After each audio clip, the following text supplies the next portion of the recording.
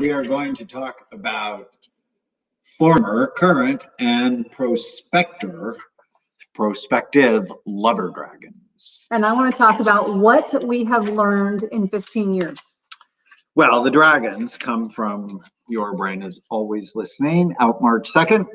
And one of my favorite stories comes from your book, The Relentless Courage of a Scared Child.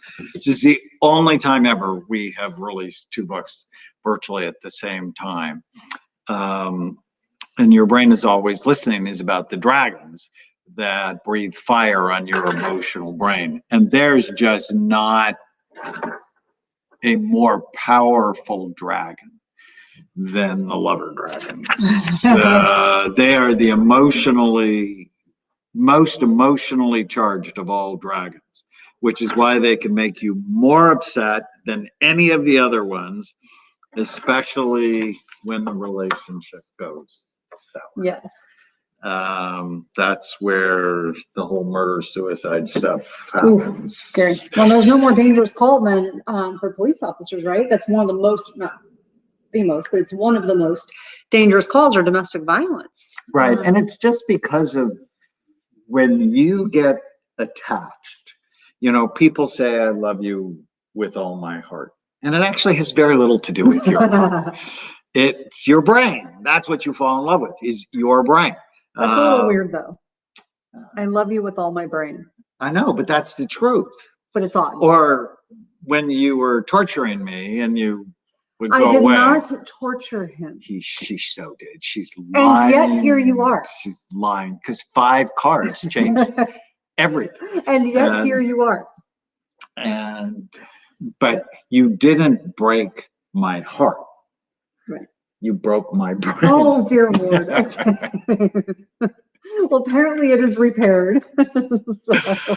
It has been repaired. And you want to tell the 5-card story, or shall I?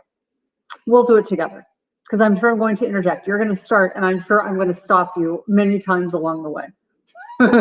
So when we were first dating, Tana was getting out of a bad relationship. Bad marriage. It was bad. Bad divorce.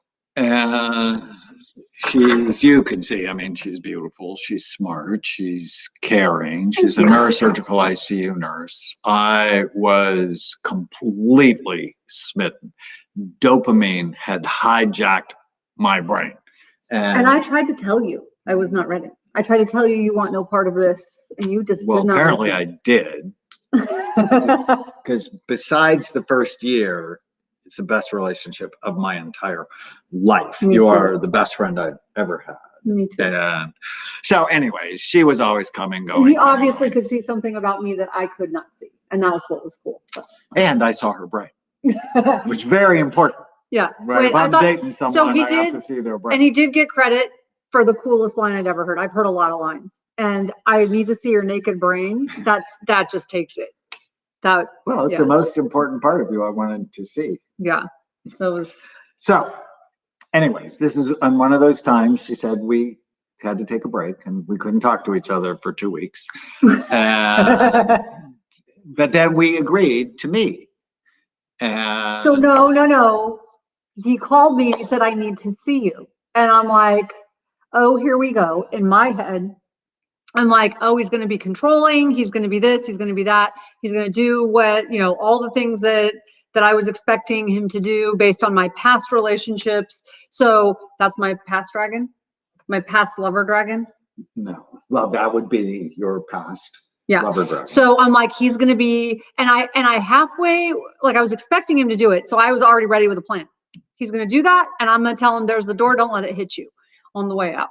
So that was going to be my escape, was because I was sure he was going to do that. Only he didn't. He always did the opposite of what I expected. He always surprised me. So that's one thing about Daniel. Well, and thinking of I just cared about her.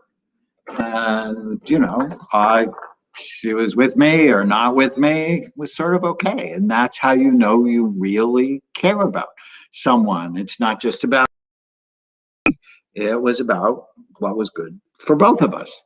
And so I went to the card store for our lunch and I picked out 5 cards.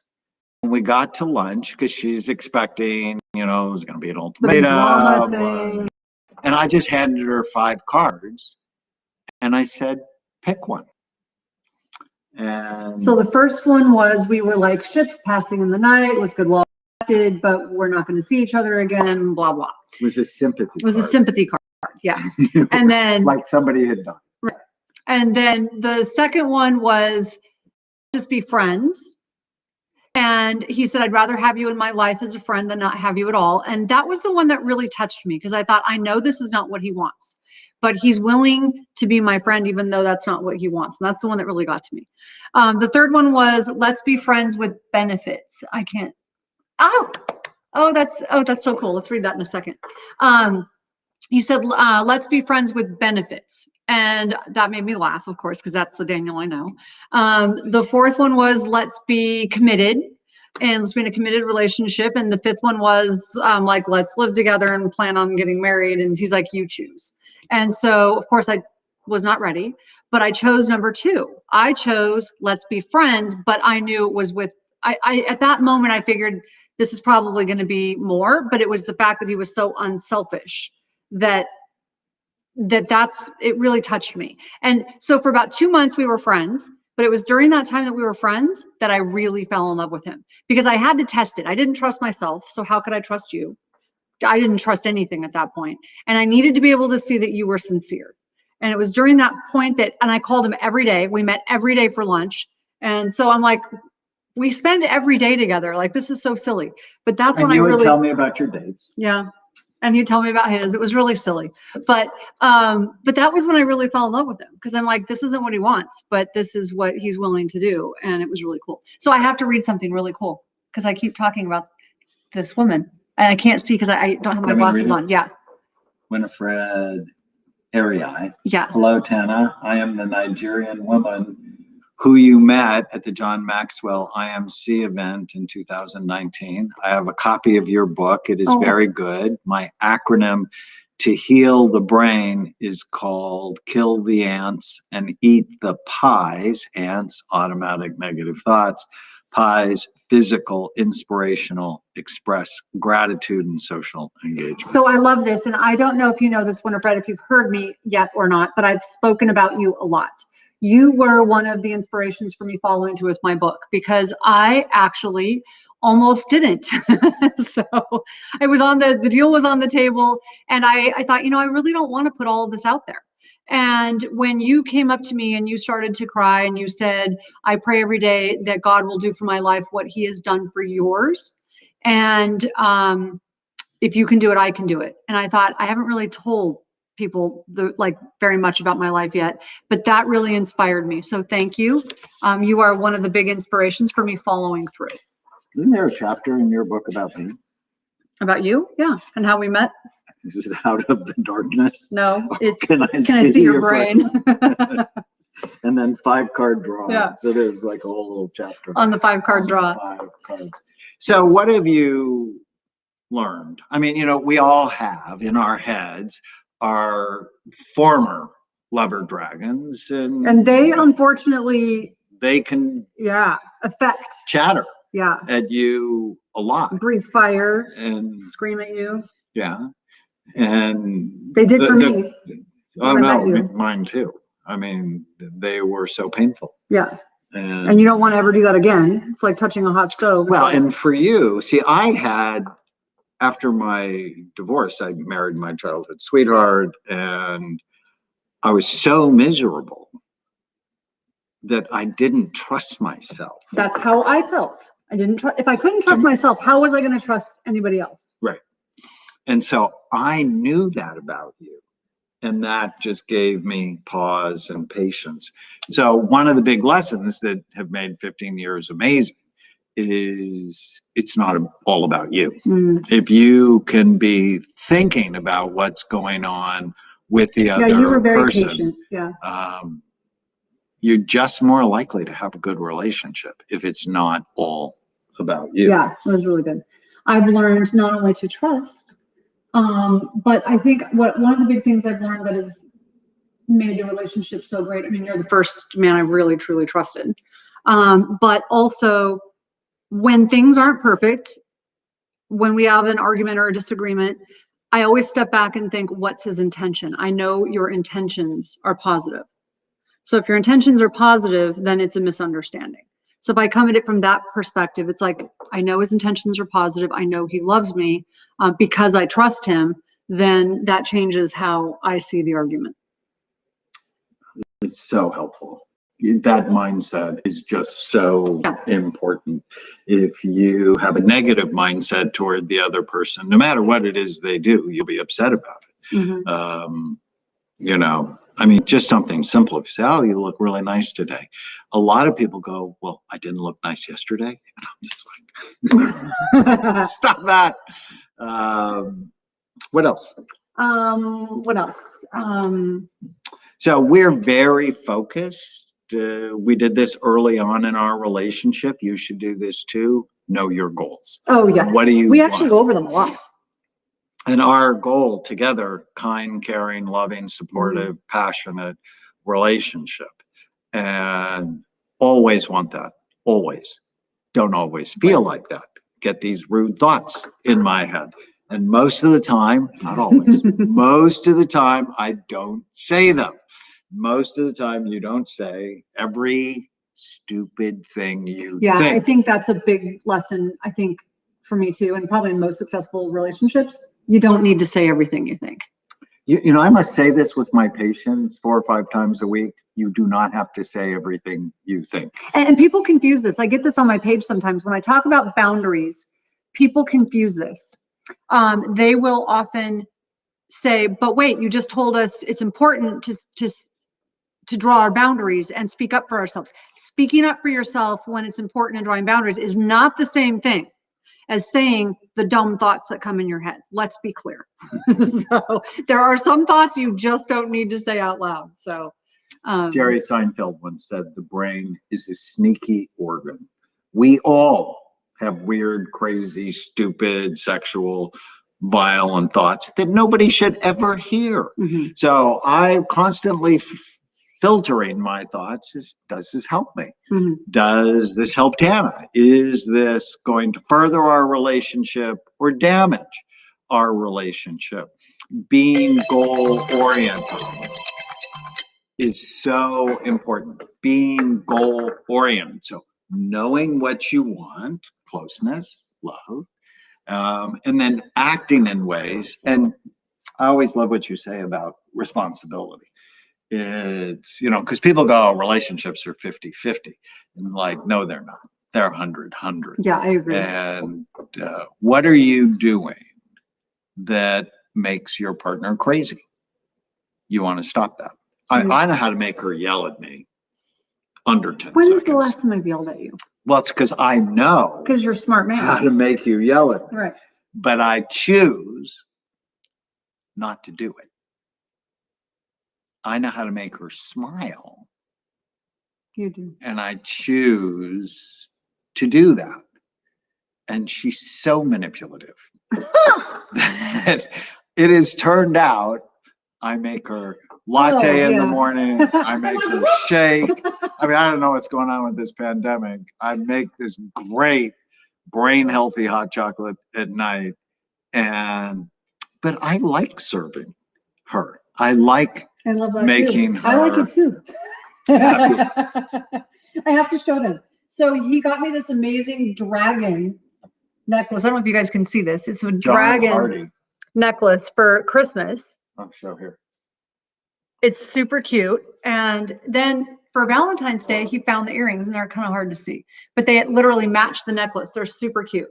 So it reminds me of my dragons. Apparently I'm the poster child for dragons. I've got 10 of them. So yeah, so I've got my little dragons. So it doesn't matter the number of, if you want to know your dragons, go to knowyourdragons.com. You can take our online quiz and know which of the dragons from the past that you have. And we would just dearly love you to get a copy of my book, Your Brain is Always Listening, Tame the Hidden Dragons That Control Your Happiness Habits and Hang-Ups, and Tana's book, The Relentless Courage of a Scared Child. Someone wants to know about the Brain Healthy Hot Chocolate, and it's super simple. And if you want to do something really healthy for Valentine's Day, that's a really good thing. We should really love what you do.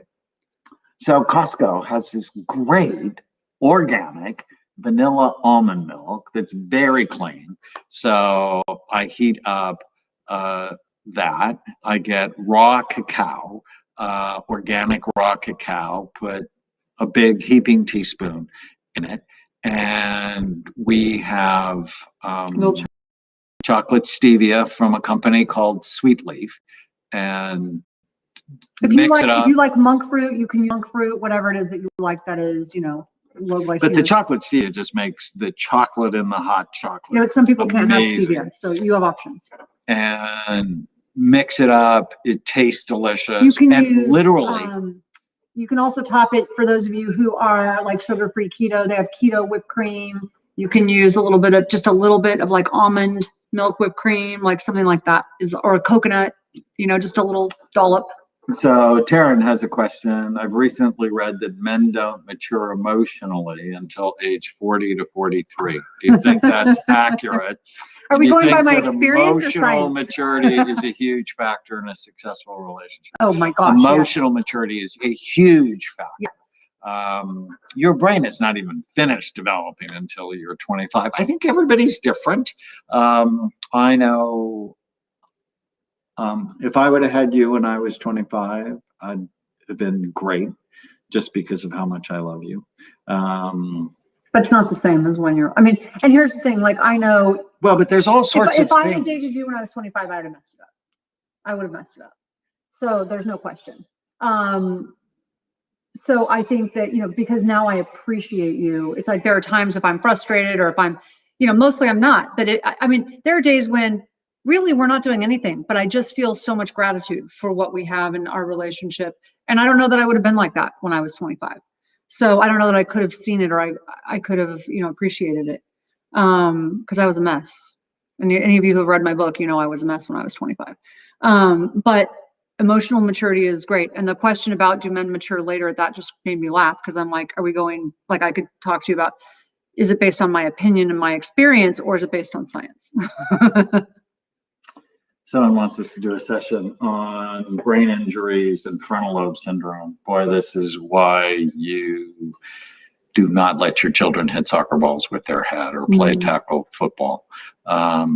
Damage the frontal lobes. I mean, I think relationships really require frontal lobe where you can inhibit the crazy, weird, stupid thoughts that you get. But you know, what I wrote about in the end of mental illness is we can repair frontal lobe damage, but you always have to put your brain in your husband. Was it love at first sight? Yes for me, no for her. I don't believe in love at first sight because I'm too cynical. But totally yes for me. You know, nurse and caring and bright, stunning. Yes. So you know the expression trust but verify? Yeah, that's nonsense in my mind. It's like you need to verify, then re-verify, and then possibly trust. But you know, one of the words that really stood out for us is alchemy. Yeah. Because I totally had the dopamine rush with you. Yeah, but and you didn't with me. I mean, I'm cute, but not that cute. Oh, sorry. And but it's not about chemistry. Yeah. It's about alchemy. Can the two of you create something special? And so this idea that if you don't have all like these like fireworks when you meet, it's never going to be something else. To me, that's always a red flag. At least in my experience, that's a red flag because it just those fireworks don't often lead to, you know, the thing that you're looking for long term. So I'm just one of those very suspicious people when it comes to. Are you still suspicious? No. Well, I've got eyes in the back of my head, so I don't need to be.